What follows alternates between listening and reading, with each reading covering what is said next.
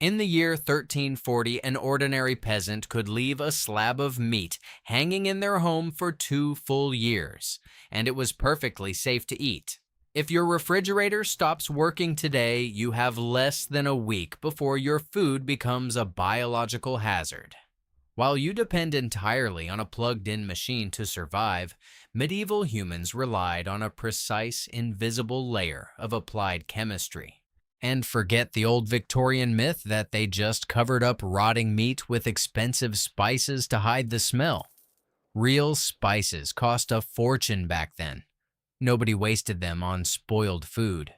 Based on commercial records from Europe's largest trading empires and modern isotopic tests on ancient bogs, they were actively engineering environments fatal to microbes. Without knowing what a bacterium was, they manipulated airflow to dehydrate pathogens, weaponized acid levels to halt decay, and even used the earth itself as a massive oxygen-free vault.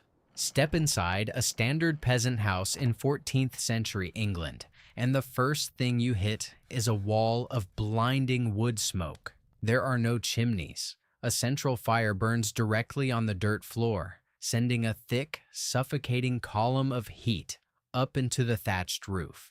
To a modern observer, it looks like an architectural failure. But historian Christopher Dyer's research on medieval living standards reveals the opposite. That smoky ceiling was an active, highly efficient dehydration chamber.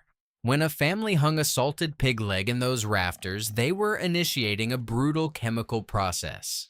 The continuous upward draft of warm air violently stripped moisture out of the muscle tissue. Since the bacteria responsible for rotting require water to multiply, this continuous airflow forced them to shut down entirely. But the heat was only half the equation. Hardwood smoke is packed with active chemical compounds, specifically phenols and traces of formaldehyde. As the thick smoke coated the meat day after day, it acted like a molecular sealant, forming a highly acidic antimicrobial skin over the flesh. The peasants sitting below did not know the chemical formula for creosote, but they knew with absolute certainty that if the hearth went cold, their winter food supply would rot. This atmospheric engineering solved the problem for solid meats. But a massive vulnerability remained. You cannot smoke a liquid. And in a world where standing water was a primary vector for deadly diseases, finding a way to store calories in a safe, drinkable form required a completely different kind of science. That solution came from the vast agricultural estates run by medieval monasteries. Monks were pulling in massive harvests of grain and huge yields of milk, both of which spoil rapidly if left alone. To protect those calories, they turned to controlled biological competition. Instead of trying to eliminate bacteria, they learned to breed the right ones. When monks boiled grain and fermented it into ale, they were executing a precise chemical conversion. Fermentation plummets the pH level of the liquid. The lethal pathogens that trigger waterborne diseases thrive in neutral water, but they disintegrate in an acidic, slightly alcoholic environment. This made ale a stable, sterile form of liquid bread. A wooden cask of ale could sit safely in a cellar for months, providing clean calories and safe hydration through the darkest parts of the winter. They applied this same predatory biology to dairy. By repeatedly washing the exterior of fresh cheeses in salt water or old beer, monks cultivated highly aggressive, safe bacteria on the rind. These protective microbes consumed all the available moisture and nutrients on the surface, literally starving out the dangerous bacteria trying to invade the cheese. Long before anyone knew what a microbe was, these monasteries were operating as high-yield microbiological laboratories. Smoke and fermentation kept the working class alive. But the European elite wanted more than just basic survival. They wanted fresh food and cold drinks in the dead of summer. And that meant they had to figure out how to physically conquer temperature itself. To beat the summer heat without electricity, the elite classes engineered the earth to work for them. across the Mediterranean and eventually adapted by European nobility, architects designed early versions of the ice house. But these were not just holes in the ground. They were thermodynamic traps. In the dead of winter, laborers would carve massive blocks of ice from frozen lakes and drag them into deep, stone-lined subterranean vaults. To stop the ice from melting when spring arrived, they insulated it with heavy layers of straw, sawdust, and ash. These organic materials trapped millions of tiny air pockets, creating a thermal barrier that prevented the heat of the surrounding earth from reaching the ice. This primitive cold chain was so effective that a vault packed in January could still supply solid blocks of ice to a lord's table in late August. For the nobility, this meant luxury. They could preserve delicate fruits, chill their wine, and keep fresh game meat cold for weeks in the blazing summer. But this system required immense wealth, land, and manpower.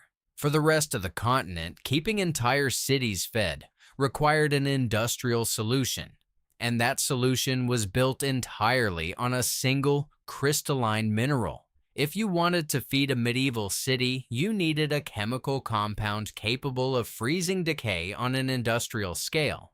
You needed sodium chloride, salt. Salt does not just flavor food, it completely rewrites its cellular structure. Through the process of osmosis, salt aggressively pulls water out of muscle tissue. Without that internal moisture, the enzymes that cause meat and fish to break down simply stop working. But what most people do not realize is just how massive this salt-based preservation industry became. This was not a few peasants salting a ham in a barn. It was a continent-spanning corporate empire. By the 13th and 14th centuries, a powerful network of merchant guilds known as the Hanseatic League dominated Northern Europe. They built their immense wealth on one primary product, salted herring. You have to understand the geopolitics of the time. The Catholic Church strictly forbade eating meat on Fridays during Lent and on various holy days, which added up to almost half the year. Salted fish was the only allowable protein. During the peak fishing season, the Hanseatic merchants operated massive processing markets in places like the Scania region of modern-day Sweden. They were gutting, brining, and packing up to 300,000 barrels of fish every single year. Because they had mastered the exact ratio of salt required to halt decomposition, these barrels could be shipped across the ocean, sit in warehouses for months, and still be perfectly safe to eat.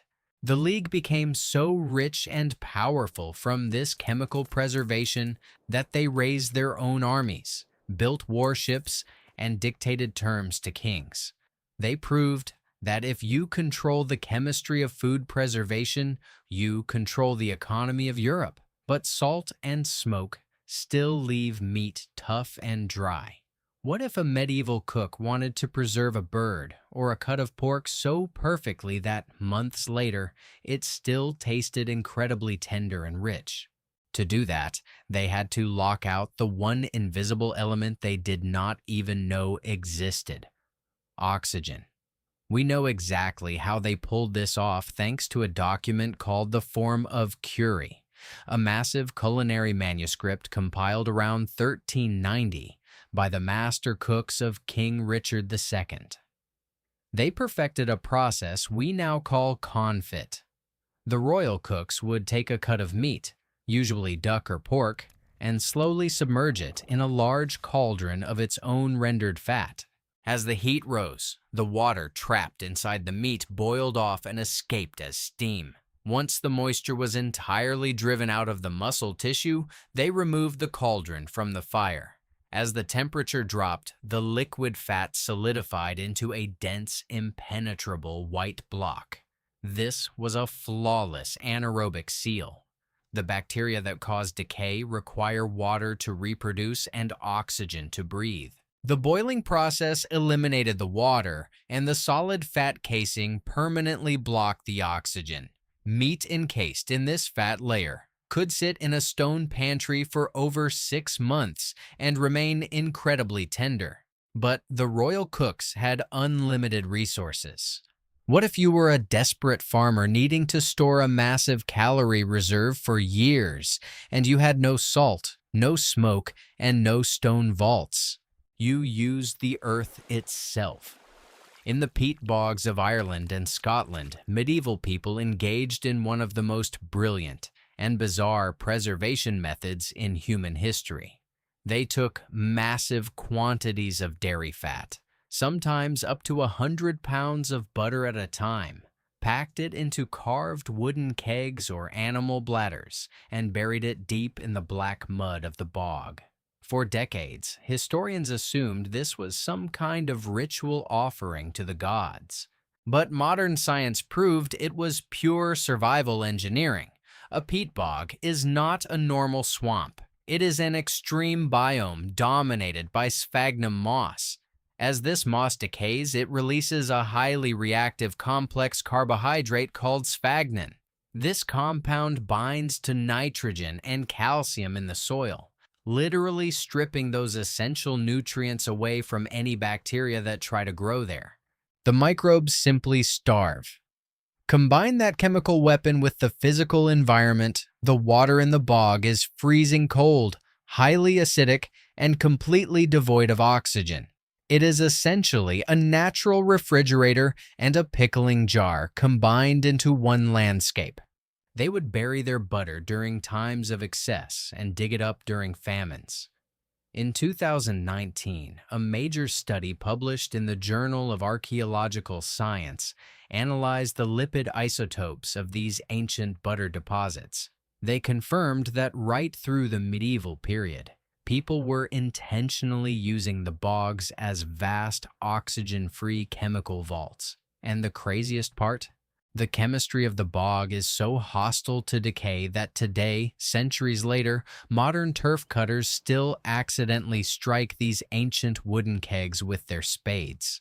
The butter inside has chemically transformed into a waxy substance, but it hasn't rotted. It is technically still edible. They built a cold chain out of mud and moss that lasted 1,000 years. When you look at the complete picture, the narrative we were all taught completely collapses. From the smoky thatch roofs acting as dehydration chambers, to the highly acidic beer of the monasteries, the salt-packed barrels of the Hanseatic League, and the oxygen-starved depths of the Irish bogs, a massive system of survival was operating in plain sight.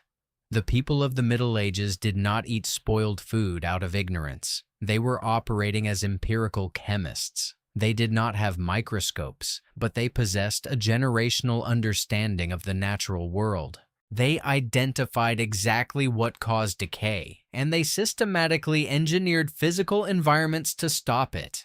If your refrigerator loses power today, you have a matter of days before your food supply becomes a biological hazard.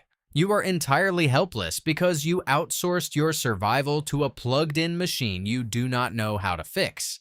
The medieval humans survived because they understood the raw chemistry of the world around them, and they manipulated it with their bare hands. We look back at them as primitive. But if the grid fails tomorrow, who is actually the primitive one? If you enjoyed this story, subscribe. There are plenty more where this came from. See you in the next one.